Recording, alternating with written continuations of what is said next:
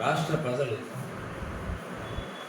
జగన్మోహన్ రెడ్డి మీద అనేక రకాలైనటువంటి ఆశలు పెట్టుకొని ఒక నూతనమైనటువంటి ప్రయోజనాత్మకమైనటువంటి పరిపాలనను అందిస్తారనే ఆశతో ఎవరికి ఇవ్వనటువంటి విజయాన్ని అతనికి ఇవ్వడం జరిగింది.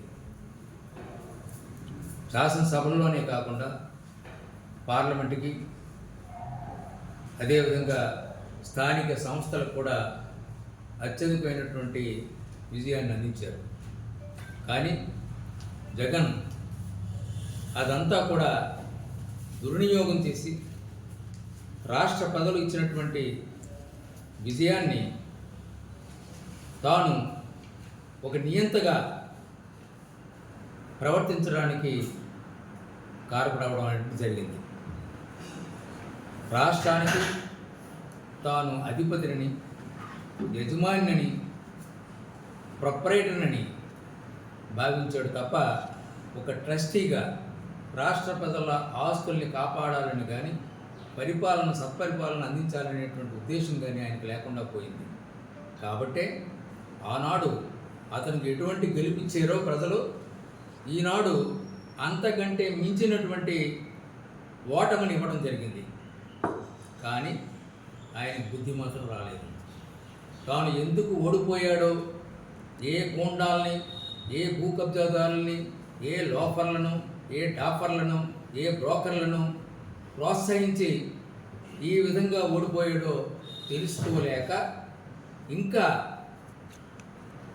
చంద్రబాబు గారు రేపు చేసేటువంటి పనులన్నీ కూడా శిశుపాలుడిని లెక్కపెట్టినట్టుగా, తప్పులు లెక్కపెట్టినట్టుగా మీరు తప్పులు లెక్కపెట్టండి, నేనున్నాను మీకెందుకు అని శుద్ధులు చెప్తున్నారు.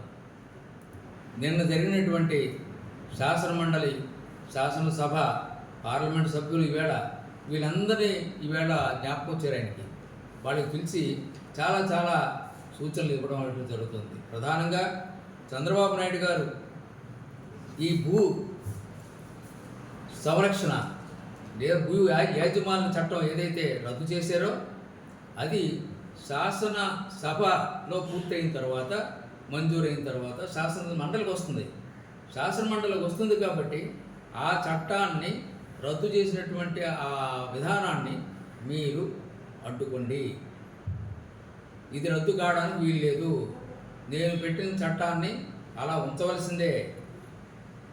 మన కార్యకర్తలందరూ కూడా మనం అధికారంలో లేకపోయినా దౌర్జన్యం చేసి ప్రజల ఆస్తుల్ని మళ్ళీ మనం కబ్జా చేద్దాము అనేటువంటి అభిప్రాయంతో ఆ చట్టం తాలూకు రద్దుని వ్యతిరేకించాల్సిందిగా శాసనమండలి సభ్యులకు నిన్న హితోపదేశం చేయడం చూస్తే ఆయనలో ఏ విధమైనటువంటి మార్పు కూడా రాలేదు, రాబోదు.